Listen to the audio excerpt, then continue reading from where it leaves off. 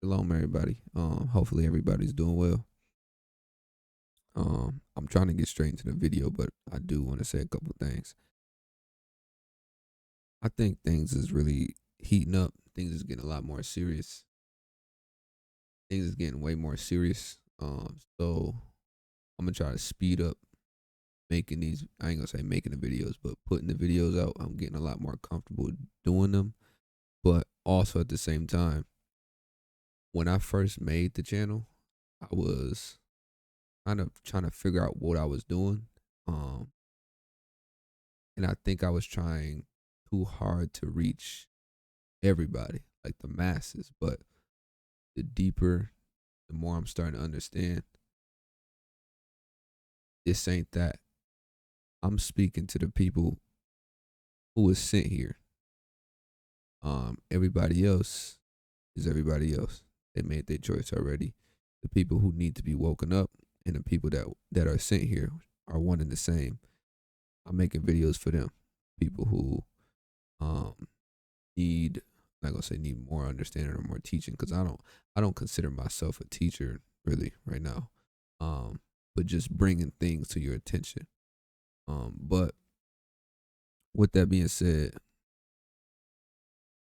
I'm talking directly to the chosen. Um, I'm gonna start getting more serious, more stern about some of the things in which I'm saying. And even in this video, you're gonna see that I'm pretty sure I'm gonna title it like a letter to my people, because that's who I'm specifically talking to. And we need to equip ourselves for what is coming. And I'm very, very serious, because I really do believe, and because I believe, I'm acting.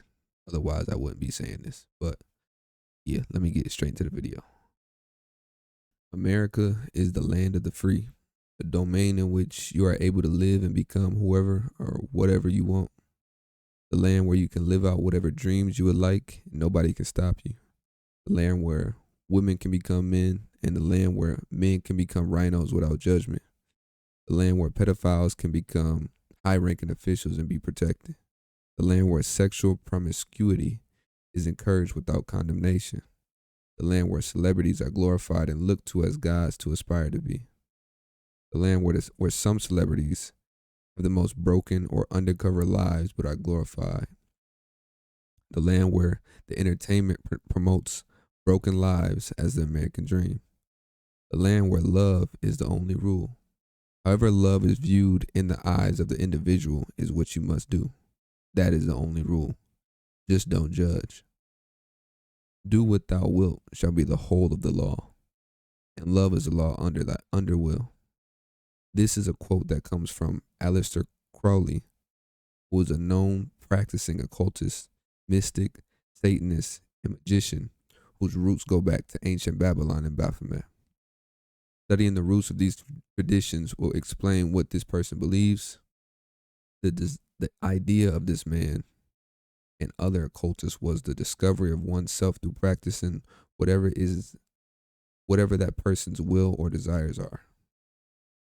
That sounds eerily similar to what is practiced here in America, but most would claim to not be practicing Satanists. America, the land of the Satanists, doesn't sound too good to most, but is very fitting if you look into the definitions of the words. The truth is, individuals aren't really free, but are free to sin without judgment, free to follow your own will, emotions, and your own heart, no matter what the outcome.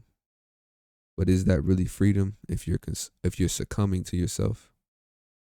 You are truly a slave to your own heart, but there's always strings attached.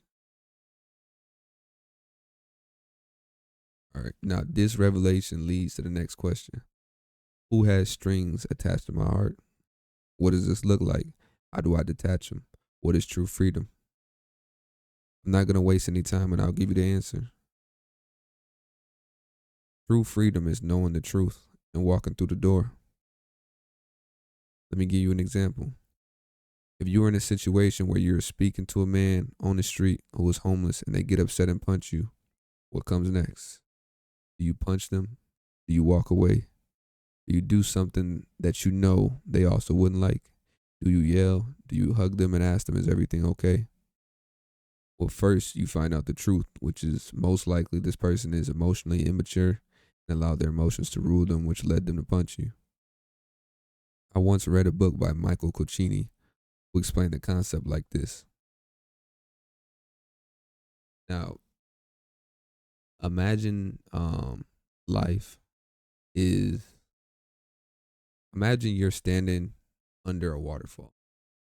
The water that's dropping, each drop of the water that hits you is a different life experience. So I think the way he explained it was like, let's say you get your first car, that's a drop of the water.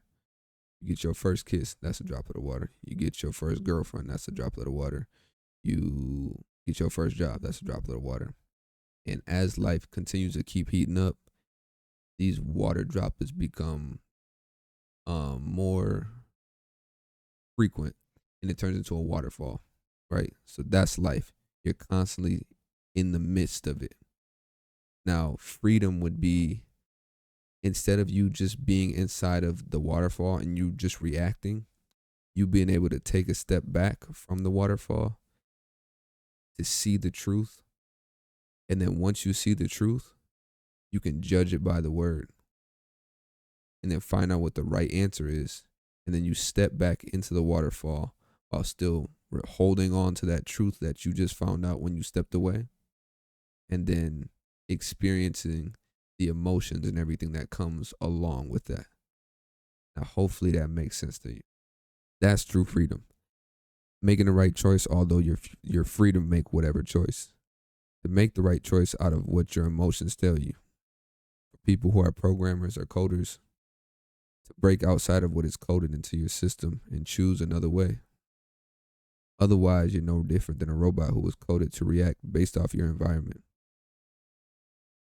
When Yahusha was on the earth, or this domain, whatever you want to call it, when persecuted for arguments that were not valid, how did he respond?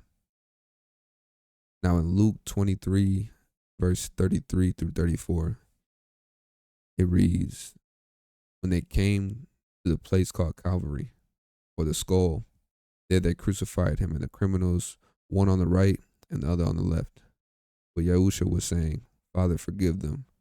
They do not know what they are doing. This is an example of true freedom. This was part of the message in which he was trying to teach everybody, but we keep going.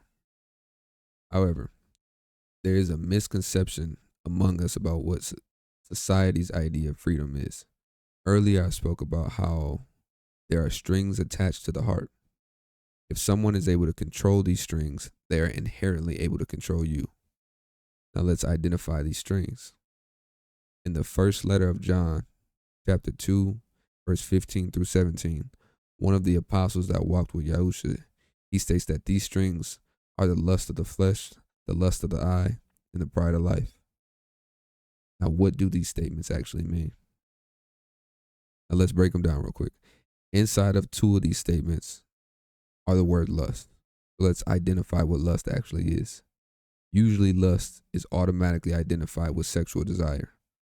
Although this can be true, this is not always the case when speaking about lust or being lustful. Merriam-Webster's dictionary has three definitions, one being intense or unbridled sexual desire, an intense longing, or pleasure/delight. Now, in ancient Hebrew or Paleo-Hebrew, the word lust is pronounced argab.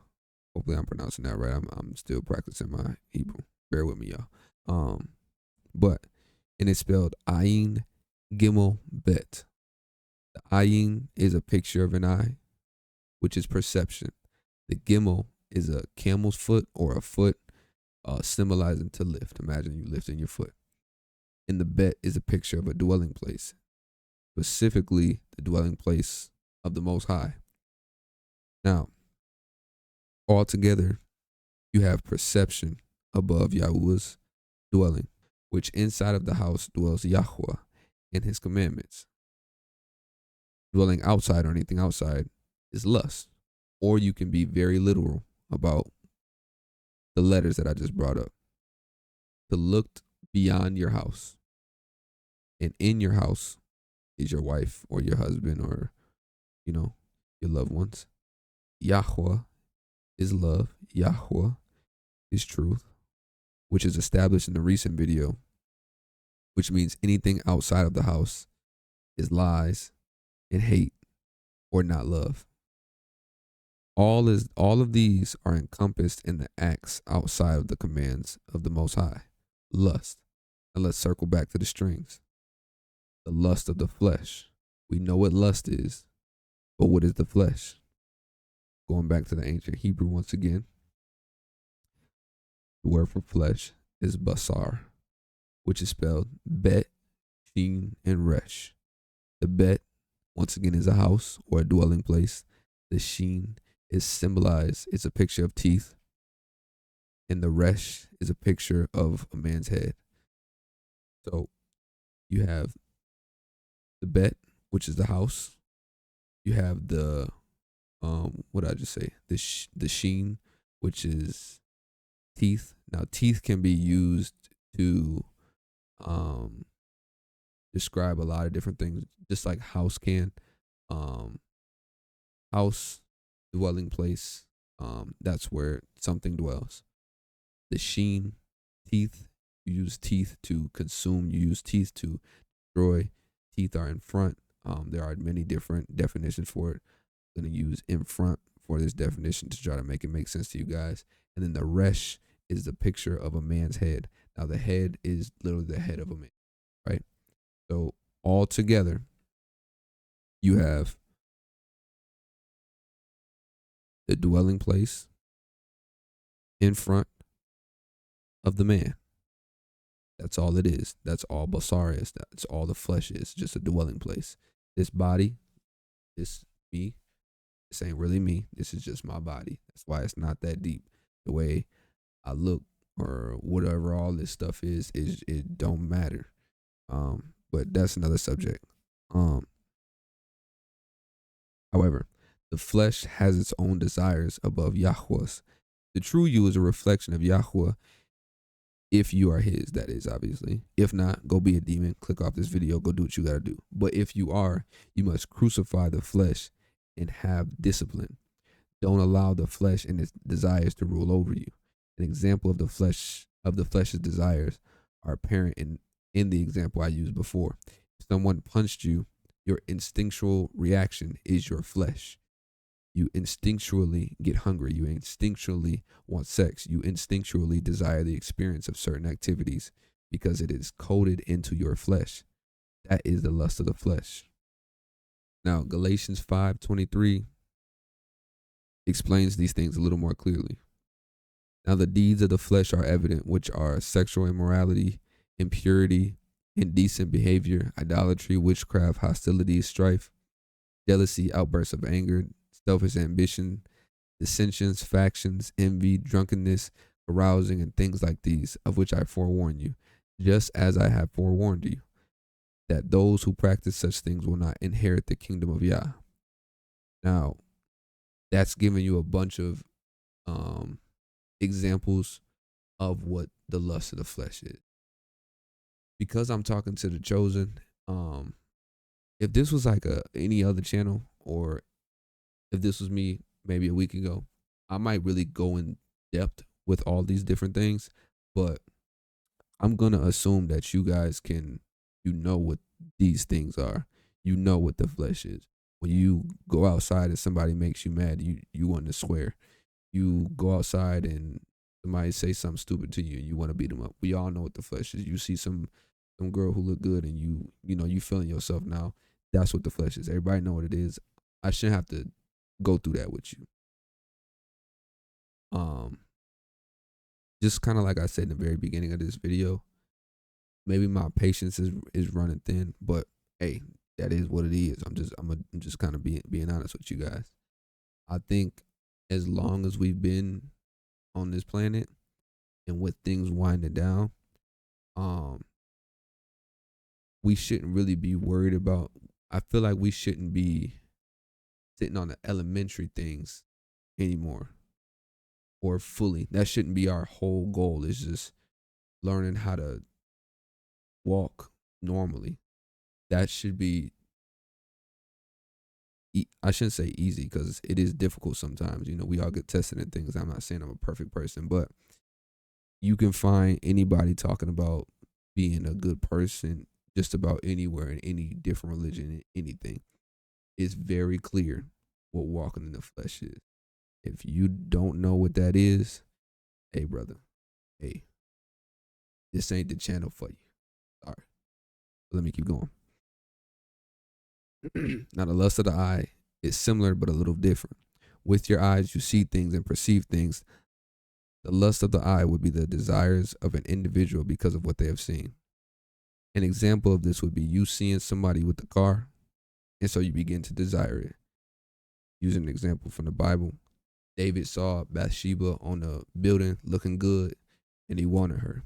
Not because he needed her, simply because he saw her and he wanted her. So, what did that make him do? Made him walk outside of the commands, made him sin, and then what happened? He had a baby with her, killed the husband. His baby ended up dying. His family was at war with each other. He lost more kids. Like, there was a lot of things that kept going on, but that is an example of the lust of the flesh.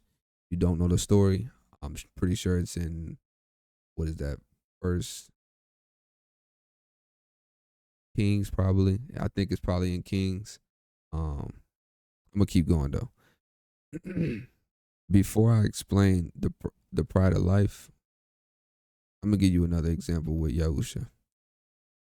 Yahusha said to him, and this is dang, what am I reading? This is in Matthew. I gotta find the verse because I don't have it in front of me, but this is Yahusha. He said to him, on the other hand, it is written, you should not put Yahweh your Elohim to the test. Again, the devil took him to a very high mountain and showed him all the kingdoms of the world and their glory. And he said to him, all these things I will give you if you fall down and worship me. Then Yahusha said to him, go, Satan, for it is written, you shall worship Yahweh your Elohim and serve him only. Then the devil left him, and behold, angels came and began to minister to him. The word pride in the language that is written in that scripture, when I say the pride of life, is, and excuse my Greek, I'm not a Greek. Alazonia. Yeah. That's it. Alazonia. Anyway, it's empty braggart talk. An insolent and empty assurance which trusts in its own power and resources and shamefully despises and violates divine laws and human rights. And impious, I don't know if I'm saying that right, and empty presumption which trusts in the stability of earthly things. Now, pride is pretty much trusting in yourself. That's why Yahusha kept saying, trust, serve only Yahweh. So, if he's saying that, that means you're trusting in something else. That's what this definition is also saying. Pride is you trusting in your things, aka you or whatever else. You have pride in something else other than Yahweh. That should be very clear. Now, let me keep going.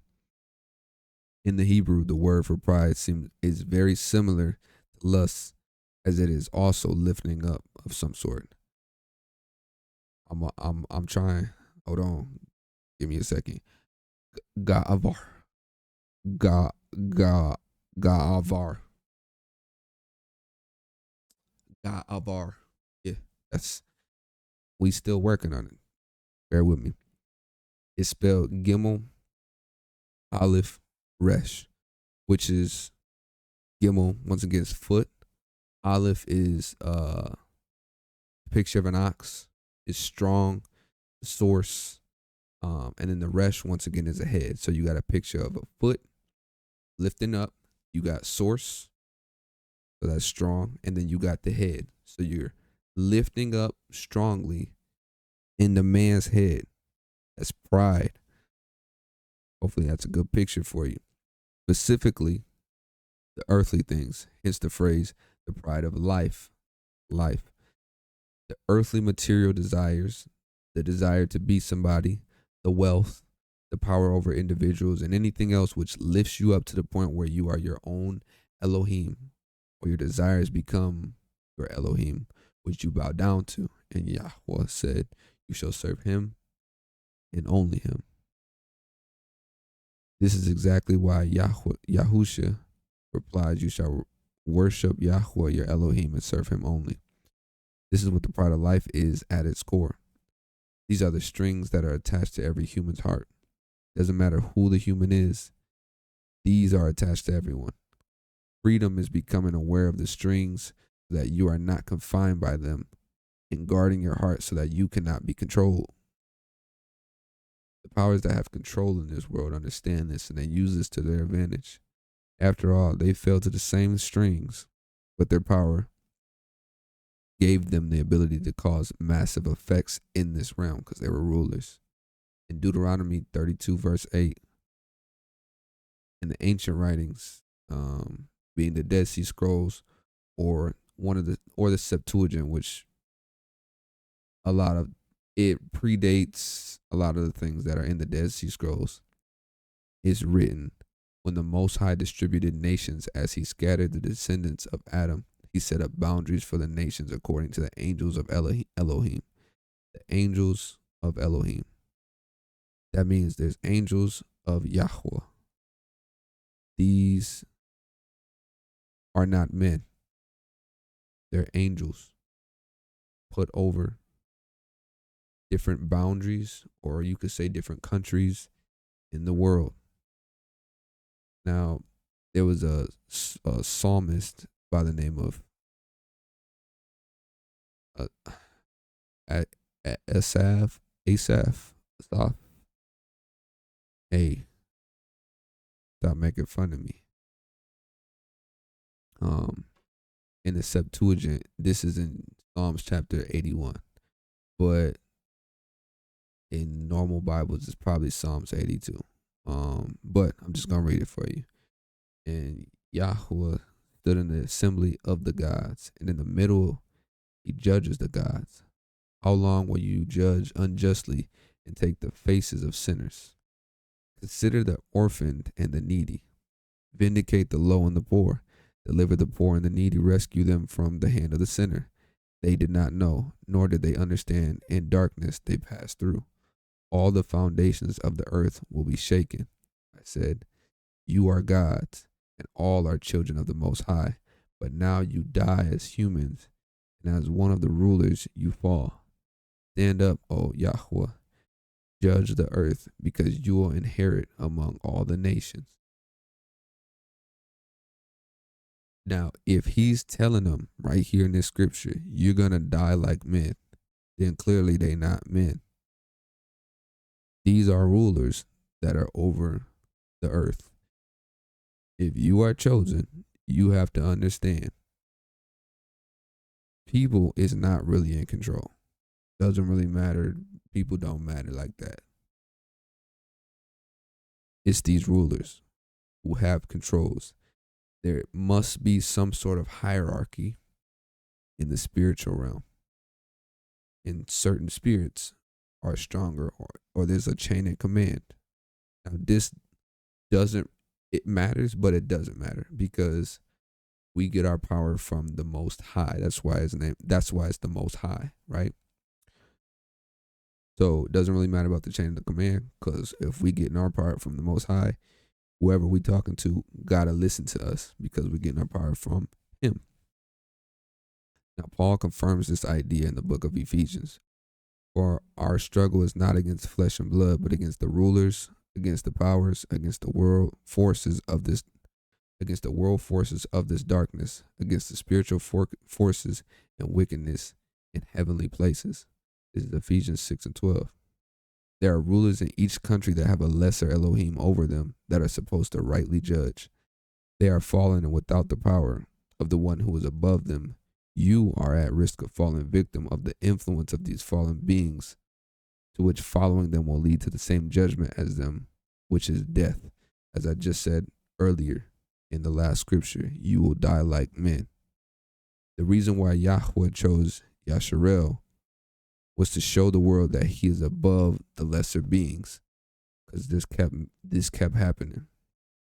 Now Yahusha showed the way and showed that he is above them, and everything and everyone must listen to him because Yahweh gave him all the power. His commands are very simple. Like I just said, if this is a chain of command, he's the highest in command. He's going to give you commands. When he gives you those commands, you have to understand that you have his authority, his power, because he gave you the command. So nobody's going to stop you. Nothing's going to stop you.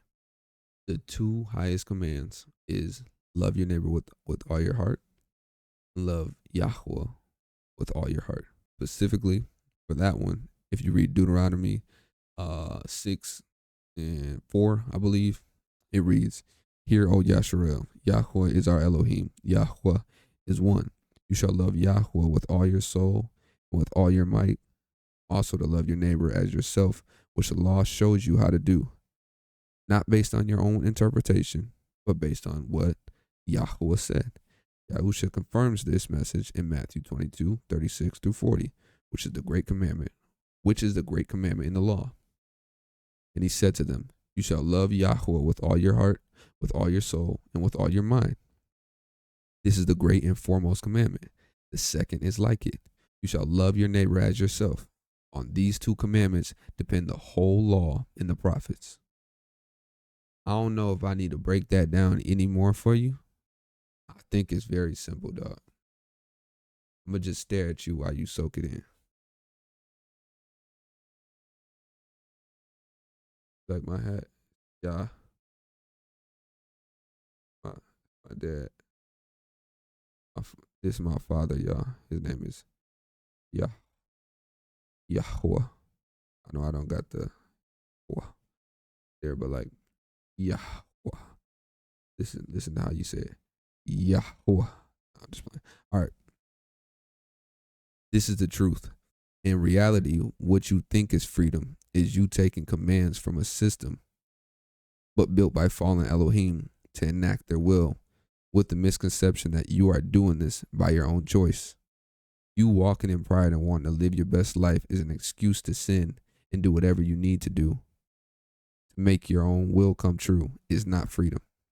You are a slave, an ignorant slave at that. Controlled either because you haven't taken the time to gain wisdom and understanding to discern what and why you must do what you do, or you simply don't care. Whatever the reason is, doesn't really matter to me. The important thing is the ones who do care, it's time to make a choice, to sit down and truly reflect upon what is the point of all this and what is truth. No more just floating around and being led to and fro by every new doctrine that pops up or idea that the world puts out, whether it's news, TikTok, or any other planned method of control that they use on the masses. Test all things you encounter of this world in this world by these commands that Yahweh has given us. The ability to perceive the world through these commands is true perception and true freedom. This video says, "I led it to my people for a reason." There are many people on this plane that do not care about freedom or truth and love the wickedness of this world. They're not always going to tell you that. They're not going to come off front and tell you, "Yep, I love the wickedness in this world." They're going to be very deceptive. But you have to know the truth to be able to cut through that. Now, many people know that something is wrong with this world, but to come out of it is too difficult. Many know that it is corrupt and could really care less until it affects them in their livelihood, which goes back to do as they will, as long as it don't affect me. Therefore, they actually love the world and will choose to stay in it. Whatever this reasoning is, I will reiterate, I do not care. You just have to understand that some people, even in the presence of truth, have already chosen a side. This message is not to them. This channel is not to them. This message in this channel is to the people who desire truth, the tribes that are scattered, and any Gentiles that are willing to put down their false gods and follow the Most High. Now, there are two types of discernment that I want to talk about real quick. One is trained, and one is God given. Sometimes you get a bad feeling. I'm gonna use myself for example. One time, this was during the time when I was really, I've always known of Yah, but I wasn't fully sold on following him, right? And then when I chose to actually follow him, everything started going crazy. I got in like 3 car accidents back to back to back to back. Like, but when I chose to really follow him, I got in like 3 accidents back to back to back. Now, one of them, I'm gonna say at least one of them, I was chilling and I decided to go get some food. And I knew I had just gotten in these car accidents, but when I was going out, when I was walking out, I had a very terrible feeling like in my gut. And I should have listened to it, but I didn't. And then when I left, I just felt uneasy the entire time that I was in my car. And somebody tried to run me off the road. Like it was something strange. But I knew it was gonna happen and I just didn't listen. Now that's the one that's like God given discernment. Now you can feel it. Now there's another one in which you have to train it up. It's not just given to you. You have to learn over time how to discern certain things. All right, this is Hebrews 5:14. But solid food belongs to those who are of full age, that is, those who by reason of use have their senses exercised to discern both good and evil. Now, this is my goal. Not to make you binge watch my videos or force you to believe the way I do, but to bring your attention to the truth, or to bring to you truth. That's all I'm trying to do, is show you how to think instead of show you what to think. And that will give you the ability to, when you go out into the world, you're equipped to practice discernment. Because no matter what I say, you got to figure this out on your own, bro. Or this Aki. I forgot what it is for girl. I'm sorry. I'm going to learn it and I'm going to say it. But you got to figure this out on your own. It's not you just listen to a brother talk and then, wow, that was a great word. No, this ain't that. Now, this is going to be important in the coming days. In Proverbs 18:17, it says, the first to plead his case seems right until another comes and examines him. Now, the world is controlled by narratives by which are pushed by these same fallen angels that I just spoke about earlier.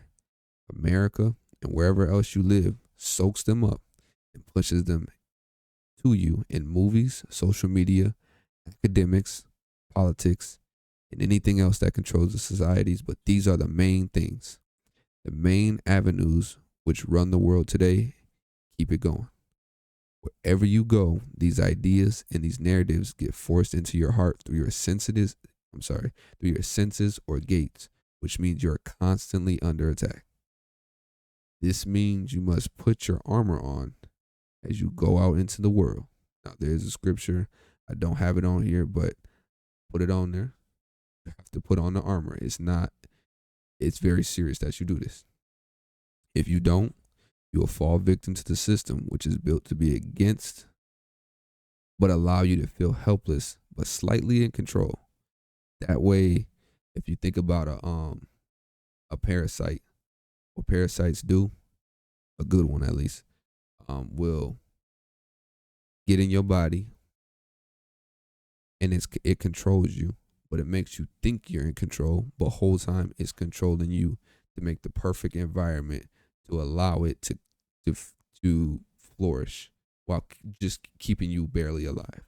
That's what society does. It's just parasites. That's all everything is, bro. Like, but anyway, we are in exile right now. So if you are moved by every doctrine of this world without practicing discernment, we are at risk of being led astray to the same fate of whoever or whatever that shepherd is. Or, I'm sorry, to whatever that shepherd's fate is, which, like I spoke earlier, is death. Now, I spoke in earlier videos about the algorithms. They steer you to specific parts of society, which are needed to allow you to go, to allow this show of life to go on, controlling you. They provoke you to be emotional and steer you into where they want you to go. They put food into you that helps this, but you think they're natural cravings. They create problems in society and steer you into a solution that they have also created. They make you ultra stressed because of the content the algorithms put inside of you, and then do things like legalize weed or promote alcohol or promote body positivity for the totally wrong reasons, promoting ignoring life and focusing on money or a career.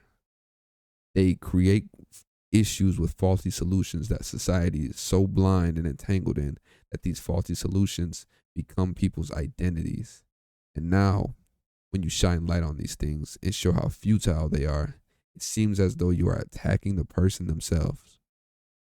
The person begins to defend and hold on to falsehoods about themselves that were forced upon them without their knowledge. It's the enemy is very clever in how he does things, but the truth cuts through everything. Your phones, your entertainment, your calendars, your health, your wants, your desires are all planted products. And I want you to focus on the word products used to get you to consume, because products are consumed and stay consumed to power them and feed off of you.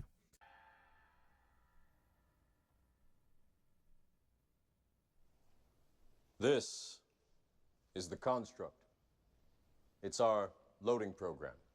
We can load anything from clothing to equipment, weapons, training simulations, anything we need.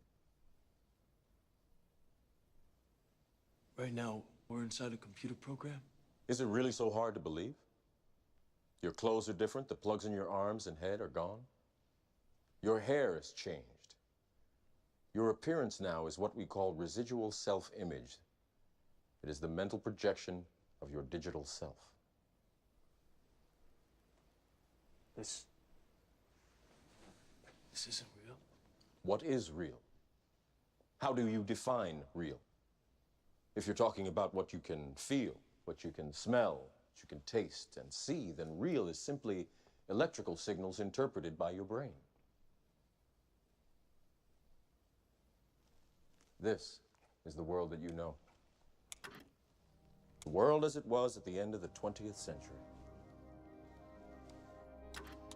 It exists now only as part of a neural interactive simulation that we call the Matrix.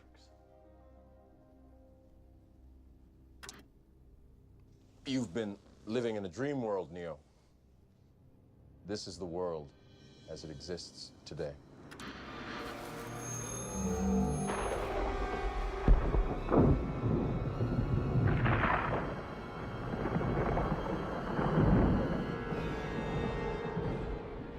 Welcome to the desert of the real.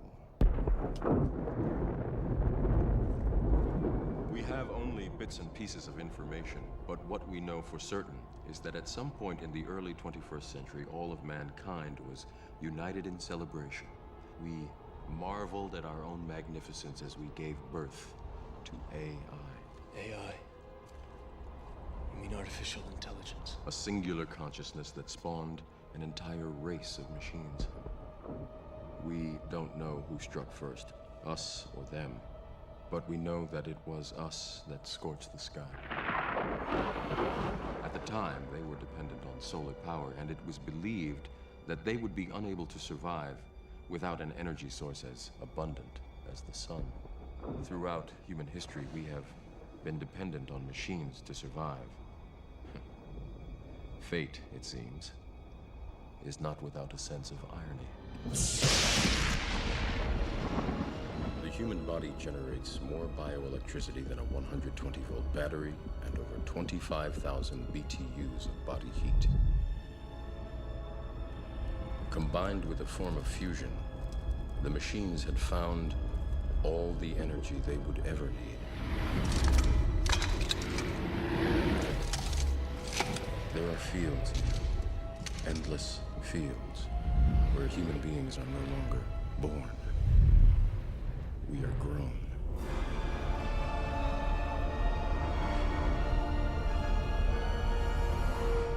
For the longest time, I wouldn't believe it. And then I saw the fields with my own eyes. Watched them liquefy the dead so they could be fed intravenously to the living. And standing there, facing the pure, horrifying precision, I came to realize the obviousness of the truth. What is the Matrix? Control. The Matrix is a computer-generated dream world, built to keep us under control in order to change a human being into this. No. I don't believe it. It's not possible. I didn't say it would be easy, Neo. I just said it would be the truth. Stop. Let me out. Let me out. I want out. I always talk about the movie The Matrix. You are a battery. They need you to continue to do that. Now, when I say I'm speaking to the chosen, what I have learned is, unfortunately, most people here, they was gonna fall away. Some people was gonna fall away. It's just like that. The system was really built for us to stumble. You're chosen. They don't like you. There's something big for you. You are a threat. So if they keep you occupied, they have nothing coming against them. That's why you have to lock in, and that's who I'm talking to. I talk to so many people on a daily. Most people are ultra lost. I'm not trying to save them. That's the Spirit's job. I'm just going to bring truth to them. And if that seed grows, cool. If it don't, I try. I do try. I'm not telling you not to try with people, but I'm telling you, do not kill yourself trying to fix people or trying to get somebody to do this or do that, or why can't you see that? Bro, just keep it pushing. Just keep it pushing, please. Just try your hardest to keep it pushing, because they will drain you of all motivation, all energy, everything. They will drain you. Nobody questions anything because of the appeal to authority. Your mom, your dad, your teacher, your doctor, your pastor, or anyone else whose title holds authority and demands respect. I personally only adhere to my father. Yeah. If it's not him, I'm not listening to you. If somebody tell me to do something that goes against Yah, you gonna have to do something.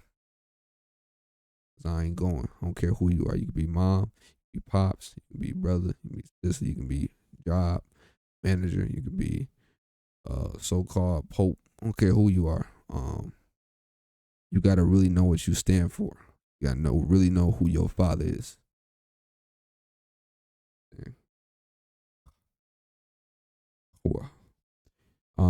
Anyway, my goal here is to begin to explain and show you how this looks, but I'm gonna give you more in-depth experiences, and also being as someone of color, to which race is also a construct built to just control people.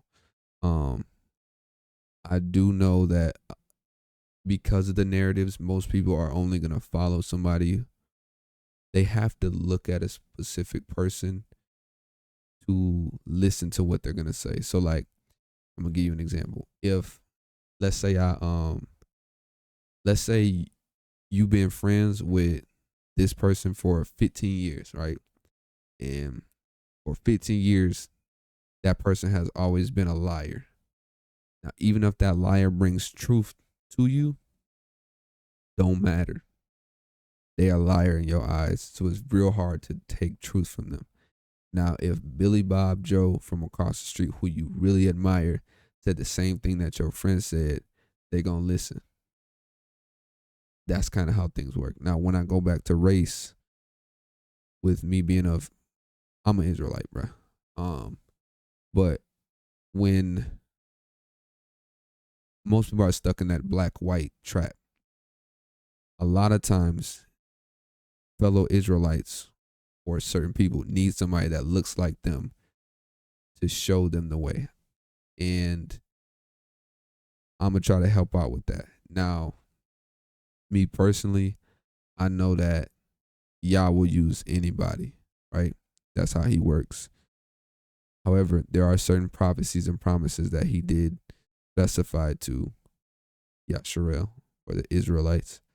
I probably should just say Yasharel because who knows, I'll probably get flagged or something. But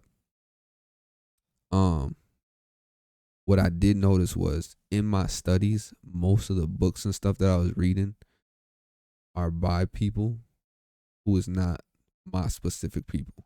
And does that bother me? It kind of does to a degree, because I know Yahweh will show or do anything through anybody. However, I do believe that a lot of the people that I read come from a false mindset, which could misunderstand something. And I know a little leaven leavens the whole lump. And I hope you're not getting the idea that I think I know everything, or just because somebody's a certain color that they know more, or they're better, or they're this. All I'm really saying is it don't make no sense that nobody like me has any sort of knowledge or truth that is actually showing an example for other people that look like me. That's all I'm trying to say. That's my whole goal. That's all I'm trying to do. That's what I'm gonna begin to do. I'm gonna do it. I'm gonna be more. I'm gonna try to be more diligent about doing these videos, because I do think, like I said, it's very, very needed right now, because there's a lot of things going on. I think that the veil is gonna be lifted soon. But until tribulation, this is what I'm doing, y'all. We have been controlled for too long, and it's time to bring the truth to light. Truth is freedom.